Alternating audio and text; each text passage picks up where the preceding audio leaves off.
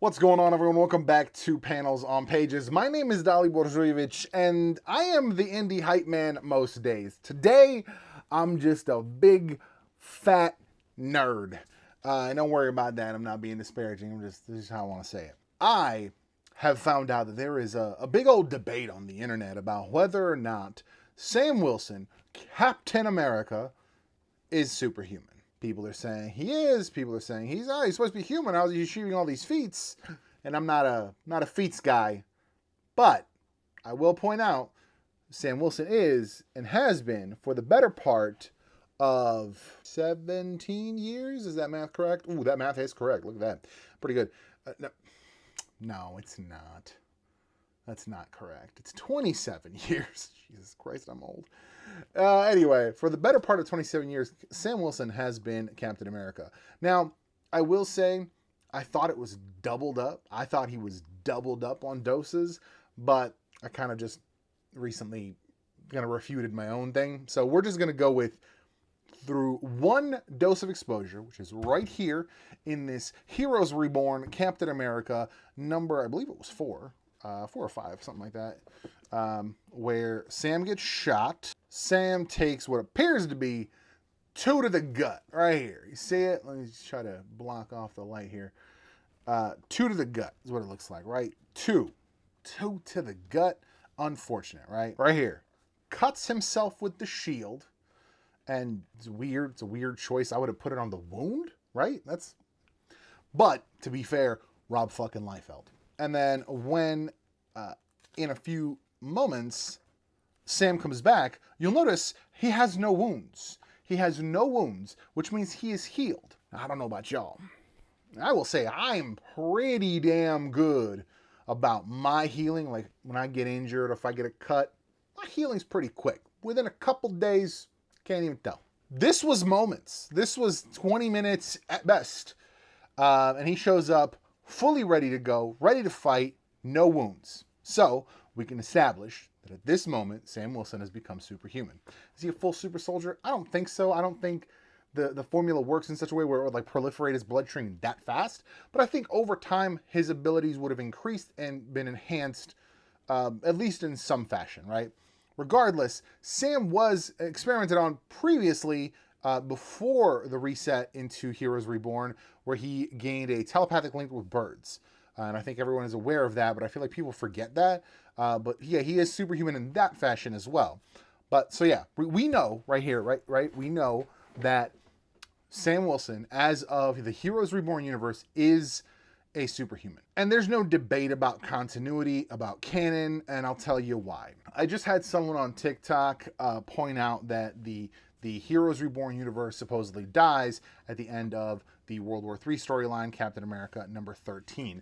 Problem is, that's not what happens, because this run, these 4 issues, Fantastic Four number 13, Iron Man 13, Avengers 13, Captain America number 13, all take place within a pocket universe. A pocket universe within the pocket universe. Well, not even necessarily within, but just like as a side effect of that pocket universe. Because as the direct result, as you see here on this first page, right? As the direct result of the events of these books when they fought Galactus, which is the previous 4-issue crossover in issues 12, the dimensional barrier between that reality and the Wildstorm reality, specifically at this point, I believe this was right before the buyout. So the Wildstorm reality, which is Earth 50, well, in the DC canon, it's Earth 50. The barrier between those 2 universes breaks down and the 2 combine, which is where we get Maul on the Fantastic Four and all those such things. And then when this happens at the end, I guess spoiler alert for a 30-year-old story, for a 32-year-old story, 37, geez. Where this happens and they ultimate nullify that shit. Rick Jones does it, I believe. It's a good moment. I've read this a lot. It's like nostalgic for me. Oh yeah, Rick. Yes, you said you wouldn't fail me. Says, in that case, tell me you can destroy that device. I have a grenade. Then I'd be thinking about throwing, son. Make me proud. Moment. That's the moment, right? So what happens here, this reality dies, right? This reality resets. The problem is that reality resets, which just means it goes back to the Heroes Reborn universe and the Wildstorm universe being 2 separate realities, right? So that's where we're at the end of that. So that we still have the Heroes Reborn universe at that point. Because someone also pointed out the Heroes Reborn universe got collapsed upon their return, which I think that's what they're talking about, is that last moment. But that's not what happened there. As I just explained, this was a combined reality of the Wildstorm universe and that pocket dimension. After that, we get Heroes Reborn: The Return, 4-issue miniseries that concludes the at the time concludes the Heroes Reborn storyline. And it starts here, as you can see, in the Heroes Reborn universe. You can see the Fantastic Four are in their reborn outfits, the suits, and then we flip back to the 616 universe. In fact, in another New York. So right here, you can tell this and this are taking place in two different universes, right? Long story short, this basically talks about how, because of this pocket reality existing, the two universes are clashing. There's a crossover of energies, and they have to leave, right? Because somebody pointed out on the internet, well, they were trying to use that as an argument, I guess, that, oh, well, that universe was destroyed, and everybody was like, Franklin brought everyone back to 616 the way that they were before they left. But that's just not true, because this Tony Stark that fought Onslaught, that went into the Onslaught entity and subsequently into the Heroes Reborn universe, was a teenager. Franklin reset him to an adult. He aged him up. And during the run of the Heroes Reborn books, they explicitly stated that their reality is only 13 months old. So they did not like relive their lives or anything. This just altered history's memories changed. So yeah, he aged him up. Everybody's been in this universe for 13 months. So we know this all happened that way, right? And then we also know that there's energies between the Hulk that are kind of beaming to the Hulk in the Reborn universe, because we see him portrayed in many places with this like glowing aura around him. Happened beforehand, happened when he fought the Thunderbolts, I believe. They showed something. And in an Incredible Hulk issue, Doctor Strange shows up and he says, I gotta check out what's going on with the Hulk. There's all these energies, and not, maybe it's gonna be, because it's like all the heroes are gone, I need to kind of be on my A game here. I need to watch out for any potential dangers. And then he, goes into Enhance, right? Goes to figure out what's going on, gets teleported into the Reborn universe, where he sees Pantsless Hulk. I don't know, Liefeld had a fucking kink for Pantsless Hulk, I guess. Who knows? He sees other Hulk. He sees the rest of the heroes, and he's like, no, these are like the real ones. I need to go figure this out, right? At the end of that story, he supposedly goes off to like figure it out. And then we also in X-Men 65 see that Jean Grey, I'm presuming through the astral plane, goes into the Reborn universe, has a square off against Iron Man, and she's like, no, you can't be real. They're dead or whatever. And he's like, lady, I'm real. I'm alive. I don't know what you're talking about. I don't know what Onslaught is. I don't know what mutants are.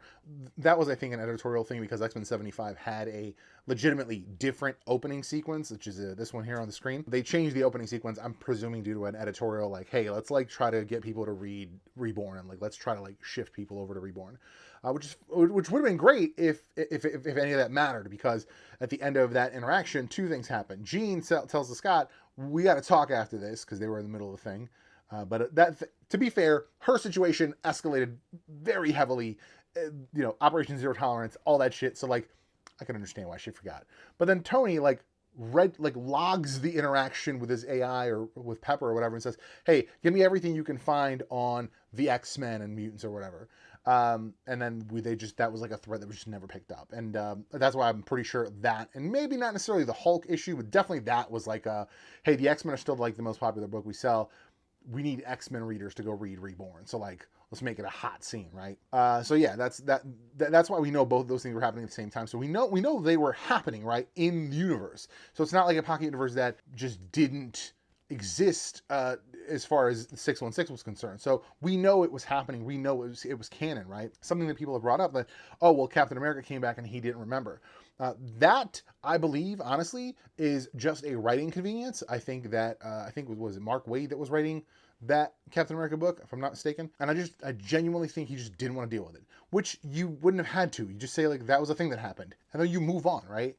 But I guess Cap being, like, the good guy, like, the, like, archetypal good guy, let's say, I feel like he might have, like, tried to go back and save Bucky, now Nomad. So I think maybe that's why they chose that. Or maybe, somebody told him, like, oh, it's not a thing that happened. It's like, it's like a dream state or whatever. Even in the description of this issue, it says, after escaping the alternate universe created by Franklin Richards, Steve Rogers, aka Captain America, finds himself in the streets of Tokyo, Japan, with no memory of where he had been for the last year. He gets into some shit, so he just never really has time to consider it. And even later, when other things happen that kind of like put that in his face, he's kind of like, you know, I don't remember this, but like I will trust you and your lived experience. So like you should know who I am based on our experience together. Even though I don't remember it, you should know the person I am based on our experiences together. So I thought that was kind of like a cool throwback, but also like maintaining that like Cap doesn't remember this year, which is kind of fucked up because Cap remembers all sorts of other shit, right? Anyway, so in this Heroes Reborn, the return situation, Franklin Richards doesn't just like snap everyone back to 616 universe. What happens is because of these energies between the Hulks, the two universes are essentially like combating for existence, and there's like massive torrential downpour in both realities. Franklin goes to the Reborn universe to try to meet his parents, or see his parents rather, and he's like, they told me I gotta wipe out a universe and I don't know which one. Tell me which one I should get rid of, and promise you won't be mad at me, which is like the most kid thing to say, right? In 616 universe, we have the Thunderbolts facing off against the Hulk, against the Hulk again. And in the Reborn universe, we have Thor facing off against the Hulk, and you know everything's happening kind of at the same time. That they have to basically pick. So eventually, once we kind of all get on the same page, you see the two Hulks face off. One of my absolute favorite pages in this entire series is Peter seeing them. And he says, "Oh my God, you're alive!" And Ben says, "Hear that? We're alive." He says, Vision says, "Technically, but not all of us." Franklin gets hurt, and Ashma touches him to see if he's okay, and because she touches him, he's connected to the entire Reborn universe. She touches all humans in that universe and all beings. And then upon touching everyone, she kind of, you know, gains empathy all of a sudden, as most deities do when they make contact with mere mortals. She basically says, look, you can't stay here, you gotta go home. This is the only way this works out. Y'all can go home, I will keep this thing alive. But you have to leave, you cannot stay here. So they pack everyone up, they wrap shit up. Tony gets one last lay-in, or maybe one first lay-in. I don't even think they were technically together. I don't recall that they were actually together in this story. I think he literally just got one last nut in. Just kind of fucked up if you think about it. That always kind of sat weird with me because like I really don't think they were like together like that in the Iron Man book. I think they were kind of like just getting there, and he's like, "Oh shit, I gotta bust this one out real quick before I leave this reality." It's kind of fucked up. It's really, really kind of fucked up. Anyway, Doom tries to pull some bullshit. Thor takes him out, says "fuck you," and then they end up doing a side story, which eventually gets retold in a Thor annual 99. And here's the important part, right? They get on the ship, they cross realities, and upon the crossing of these realities, right, they break the barrier. Let's see here. Basically, they're like, the ship's gonna fucking break apart. The border, dead ahead. And they hit the border, and you see them all start recalling their memories, good and bad. The fucking ship blows up, and they all essentially fall to where they fall in the Marvel universe, right? They're back through the barrier. They're in 616, and they crash land where they crash land. And because Banner and Hulk are now back in the same universe, that tether that's been between them, as much as neither, I think it even talks about, as much as they wouldn't want to, the sheer force of their existence like brings them back together, and they fucking hate it. Great line though, like all the like. There's a lot of fucking shit that's said here. And it says but this line here is fantastic. And with the explosive force of air rushing to fill a vacuum, the travelers are drawn back into their homeworld, leaping into existence all over the world. Or to put it simply, the heroes return. Damn it! Good shit. Who wrote this? Who wrote this? You son of a bitch. Peter David. Of course it's fucking Peter David. Fucking great goddamn writer. Okay, so yeah, we know. So this is after the heroes return, right? You see the Invisible Woman in her reborn costume. Right here, right? Reborn costume, Invisible Woman, which means those things fucking happened, guys. Those things happened. And you see Bucky, later Nomad, alive in that universe. That universe is being kept alive in the physical manifestation of the celestial Ashima, and the rest of the Celestials vow to study her. And essentially, we don't ever follow up on that thread. We do come back to this later on with a Doomsday, Heroes Reborn Doomsday, where Doom, after his adventure with Thor, shows up in the Reborn universe, and he's like, "Oh shit, they're all gone. What the fuck?" Blah, blah, blah. Right? And then this entire Doomsday arc happens. Doom then eventually shows up after the events of the Thor storyline, after the events of Doomsday. He shows up in a Fantastic Four book, which was a great run. I believe the plot was to try to bring the Reborn universe into, or maybe threaten to bring it into sync with like our Earth. And I don't think this is where it ends up being in counter orbit. But this is where Reed takes over as Doom for a while. It's kind of it was actually really played out well, because it ended up being like, oh, Susan Storm, Sue Richards marries Doom, and it was like, what? It's crazy. It was crazy. Great story. But during those things that are happening in the Fantastic Four books, another Doom miniseries happens where he's like essentially through this like crazy reality. I think he ends up getting back to the Reborn universe and subsequently again back to 616. Yeah, right there.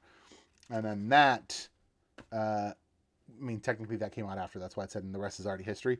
He shows up again and he's like, I'm back. He says, I'm back, bitches. Is this where he brought it into orbit? Yeah, there it is. At the end of this, he essentially, I think this is where, yeah, I'm pretty confident this is where it happened, where he dubbed it Planet Doom and all this shit, right? He was going to run it. And then Rebel, who was alive for some reason. I think he came back in the Doomsday event. I need to reread this. It's been a while. I don't know it all by heart. But anyway, all this stuff happens. Blah blah. Doom ends up getting booted off of Planet Doom, and then the Thunderbolts again end up on Counter Earth. I genuinely don't remember if it was. Maybe it wasn't in our universe yet. But regardless, at some point by the end of all this, they end up being on the opposite side of the sun. So all that said, to point out that reality continued to exist, all the things that happened. After that, we had the fucking disastrous Onslaught Reborn. And it was disastrous for the exact reason you're seeing on your screen right now. It was goddamn Liefeld. Fucking, Oh, he even brought back the then dead Thor. This is the dead reborn Thor. He had already died and been burnt in a pot. Anyway. Fucking hate Liefeld. Like, Liefeld has the shittiest ideas. I swear to God. Anyway, post this. After all this nonsense, the only relevant thing that happened after the Onslaught entity was trapped in Area 41, which I think is Negative Zone Prison during the whole 52 State Initiative nonsense. After all that, Bucky, then Nomad, is transported into the 616 universe. The Young Allies book happens. She creates a little team. That this reality did continue. It did happen, and the events of it are canon, right? Because Nomad ends up in our reality. All the heroes remain as they are because Tony Stark gets brought back as an adult in this book, which is the Heroes Return era Iron Man book. And I think really putting the nail in the coffin of this whole situation, right? You got page 1, and then you got page 2. It'd be easier if the world knew that under this mask I am Tony Stark, and that I was trapped, along with the others, on another world. So even Tony remembers that shit, right? So I think 100% it was completely up to the writer of the book that was coming up after the Reborn to decide if they remembered shit, right? So whether they remembered shit or not, Tony Stark is an adult. He's a grown-ass fucking man. This dude is this dude. That's it. They didn't get reset. They didn't get renewed. They didn't get... The biggest thing that people have said, they got brought back exactly as they were before because Captain America says that the last thing he remembers was Onslaught. Yeah, but Tony remembers all of it. It's kind of fucked up if you think about it, because now he's like, oh, I'm back with like my original Pepper, and like she's not blonde, and like Does he like, I don't know, does he spend a bunch of time thinking about like, oh, I boned an alternate version of you. What's good, Pepper? Like, it's weird, right? When you, like, you can't really think about it too much. But my point is, he has 13 months of memory, and like really 13 months plus a whole lifetime before that, because like a lot of fake memories were introduced into his mind to like account for that reality. So essentially he has like 2 lifetimes worth of memories. Jesus Christ, I never even thought about this much. That's kind of fucked up. Maybe that's why Captain America doesn't want to remember. Because Captain America already has 2 fucking lifetimes worth of memories, right? Because he lived in the fucking 40s, 30s, and 40s, and then had to live in like the fucking 60s, 70s, 80s, right? You know what I'm saying? Like, man had a lot of memories. Maybe he's just like, this is a year I could take. I could take this year off. Regardless, this, I think, fully proves the Heroes Reborn story happened. It happened. It's canon. And because of the events in this run, Sam Wilson is a superhuman. Fight with your mama. Fight with your auntie. Don't fight with me. Not on this. Not on Heroes Reborn, baby. Make sure you check out your local comic shop and ask them that they recommend their favorite Sam Wilson story. Thank you for watching. Thank you for listening. We'll see you in the next one. And Captain America throws his mighty shield. All those who chose to oppose his shield must yield. If he's led to a fight.